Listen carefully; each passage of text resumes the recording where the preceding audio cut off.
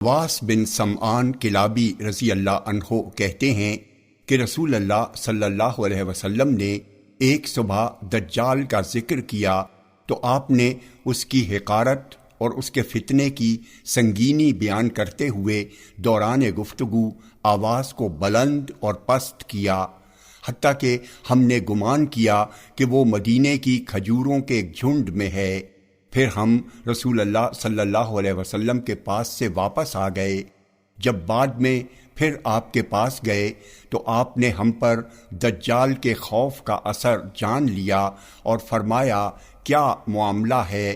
ہم نے عرض کیا، اللہ کے رسول، آپ نے صبح دجال کا ذکر کرتے ہوئے اس کی حقارت اور سنگینی بیان کرتے ہوئے اپنی آواز کو بلند اور پست کیا، یہاں تک کہ ہمیں گمان ہونے لگا کہ وہ کھجوروں کے درمیان ہے۔ آپ نے فرمایا، دجال کے علاوہ دوسری چیزوں سے میں تم پر زیادہ ڈرتا ہوں۔ اگر وہ نکلے اور میں تمہارے بیچ موجود ہوں تو میں تمہاری جگہ خود اس سے نمٹ لوں گا، اور اگر وہ نکلے اور میں تمہارے بیچ موجود نہ رہوں تو ہر آدمی خود اپنے نفس کا دفاع کرے گا، اور اللہ ہر مسلمان پر میرا خلیفہ یعنی جانشین ہے۔ دجال گھنگریالے بالوں والا جوان ہوگا، اس کی ایک آنکھ انگور کی طرح ابھری ہوئی ہوگی، تو میں اسے عبد العزیٰ بن قطن سے تشبیہ دیتا ہوں۔ پس تم میں سے جو شخص اسے پا لے، اسے چاہیے کہ وہ سورہ کہف کی ابتدائی آیات پڑھے۔ وہ شام اور عراق کے درمیان سے نکلے گا اور دائیں بائیں فساد پھیلائے گا۔ اللہ کے بندو، ثابت قدم رہنا۔ ہم نے عرض کیا، اللہ کے رسول، روئے زمین پر ٹھہرنے کی اس کی مدت کیا ہوگی؟ آپ نے فرمایا، 40 دن، ایک دن 1 سال کے برابر ہوگا، ایک دن 1 مہینے کے برابر ہوگا، ایک دن ہفتے کے برابر ہوگا، اور باقی دن تمہارے دنوں کی طرح ہوں گے۔ ہم نے عرض کیا، اللہ کے رسول، بتائیے وہ ایک دن جو 1 سال کے برابر ہوگا، کیا اس میں ایک دن کی نماز کافی ہوگی؟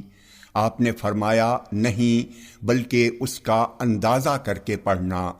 ہم نے عرض کیا، اللہ کے رسول، زمین میں وہ کتنی تیزی سے اپنا کام کرے گا؟ آپ نے فرمایا، اس بارش کی طرح جس کے پیچھے ہوا لگی ہوتی ہے اور جو بارش کو نہایت تیزی سے پورے علاقے میں پھیلا دیتی ہے۔ وہ کچھ لوگوں کے پاس آئے گا، انہیں دعوت دے گا تو وہ اس کو جھٹلائیں گے اور اس کی بات رد کر دیں گے، لہٰذا وہ ان کے پاس سے چلا جائے گا، مگر اس کے پیچھے پیچھے ان انکار کرنے والوں کے مال بھی چلے جائیں گے۔ ان کا حال یہ ہوگا کہ ان کے پاس کچھ بھی نہیں رہے گا۔ پھر وہ کچھ دوسرے لوگوں کے پاس جائے گا، انہیں دعوت دے گا، وہ اس کی دعوت قبول کریں گے اور اس کی تصدیق کریں گے۔ تب وہ آسمان کو بارش برسانے کا حکم دے گا، آسمان بارش برسائے گا۔ وہ زمین کو غلہ اگانے کا حکم دے گا، زمین غلہ اگائے گی۔ ان کے چرنے والے جانور شام کو جب چراہ گاہ سے واپس آئیں گے تو ان کے کوہان پہلے سے کہیں زیادہ لمبے ہوں گے، ان کی کوکھیں زیادہ کشادہ ہوں گی، ان کے تھن کامل طور پر دودھ سے بھرے ہوں گے۔ پھر وہ کسی ویران جگہ میں آئے گا اور اس سے کہے گا، اپنا خزانہ نکال۔ پھر وہاں سے واپس ہوگا تو اس زمین کے خزانے شہد کی مکھیوں کے سرداروں کی طرح اس کے پیچھے لگ جائیں گے۔ پھر وہ ایک بھرپور اور مکمل جوان کو بلائے گا اور تلوار سے مار کر اس کے 2 ٹکڑے کر دے گا۔ پھر اسے بلائے گا اور وہ روشن چہرے کے ساتھ ہنستا ہوا آ جائے گا۔ پس دجال اسی حالت میں ہوگا کہ اسی دوران عیسیٰ بن مریم علیہ السلام دمشق کی مشرقی جانب سفید مینار پر زرد کپڑوں میں ملبوس 2 فرشتوں کے بازو پر ہاتھ رکھے ہوئے اتریں گے۔ جب وہ اپنا سر جھکائیں گے تو پانی ٹپکے گا، اور جب اٹھائیں گے تو اس سے موتی کی طرح چاندی کی بوندیں گریں گی۔ ان کے سانس کی بھاپ جس کافر کو بھی پہنچے گی وہ مر جائے گا، اور ان کے سانس کی بھاپ ان کی حد نگاہ تک محسوس کی جائے گی۔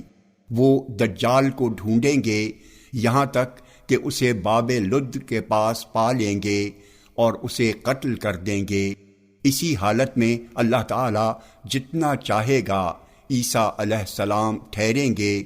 پھر اللہ تعالیٰ ان کے پاس وحی بھیجے گا کہ میرے بندوں کو طور کی طرف لے جاؤ، اس لیے کہ میں نے کچھ ایسے بندے اتارے ہیں جن سے لڑنے کی کسی میں تاب نہیں ہے۔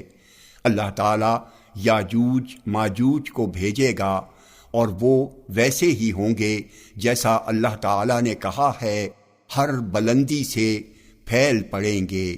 ان کا پہلا گروہ شام کی بحیرہ تبریہ نامی جھیل سے گزرے گا اور اس کا تمام پانی پی جائے گا۔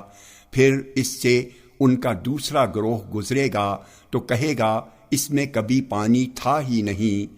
پھر وہ لوگ چلتے رہیں گے یہاں تک کہ جبل بیت المقدس تک پہنچیں گے تو کہیں گے ہم نے زمین والوں کو قتل کر دیا، اب آؤ آسمان والوں کو قتل کریں۔ چنانچہ وہ لوگ آسمان کی طرف اپنے تیر چلائیں گے، چنانچہ اللہ تعالیٰ ان کو خون سے سرخ کر کے ان کے پاس واپس کر دے گا۔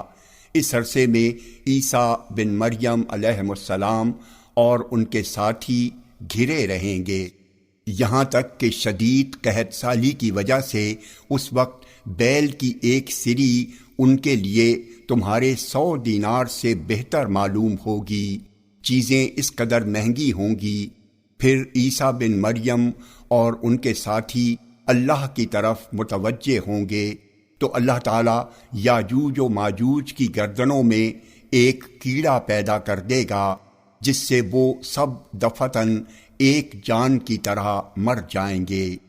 عیسیٰ اور ان کے ساتھی پہاڑ سے اتریں گے تو ایک بالشت بھی ایسی جگہ نہ ہوگی جو ان کی لاشوں کی گندگی، سخت بدبو اور خون سے بھری ہوئی نہ ہو۔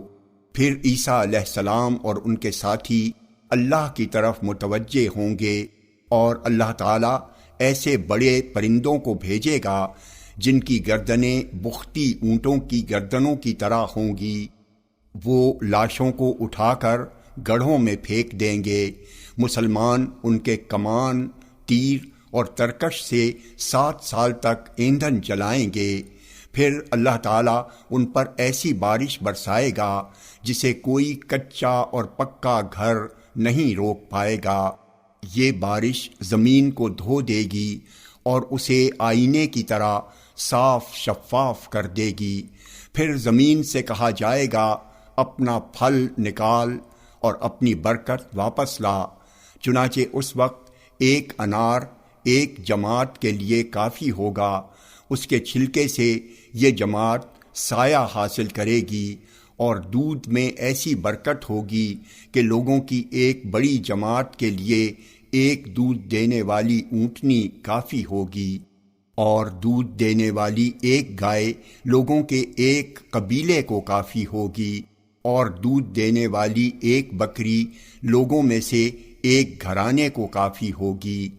لوگ اسی حال میں کئی سال تک رہیں گے کہ اللہ تعالیٰ ایک ہوا بھیجے گا جو سارے مومنوں کی روح قبض کر لے گی، اور باقی لوگ گدھوں کی طرح کھلے عام زنا کریں گے، پھر انہی لوگوں پر قیامت ہوگی۔ جامع ترمذی حدیث نمبر 2240۔